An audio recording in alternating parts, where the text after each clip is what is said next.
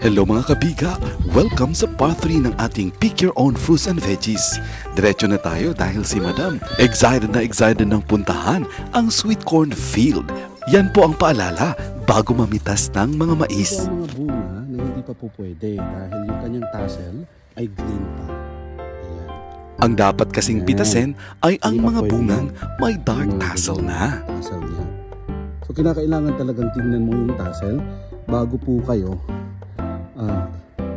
mamitas ng bunga. Diba? Row 1 section 1 kaagad dahil sinunod ang paalala bago mamitas ng mga bunga. Kaya heto si Madam, sobrang excited at saka diretso kaagad sa pamimitas dahil syempre pa hindi naman palagi ang ganitong gawain dahil nangyayari lang ang pamimitas ng mga mais kapag summertime dito sa United Kingdom. Hindi pwedeng taga-video at taga-voice-over lang ako. Siyempre, gusto ko ring maranasan kung paano mamitas ng mga sweet corn sa araw na ito. Talagang pinagpapala kami at timing na timing. Naswertehan namin ang pagpasok sa sweet corn field na ito dahil karamihan sa mga bunga ay ready to pick na. Kaya maraming salamat Lord sa biyaya. At ito pong lahat ang aming napitas.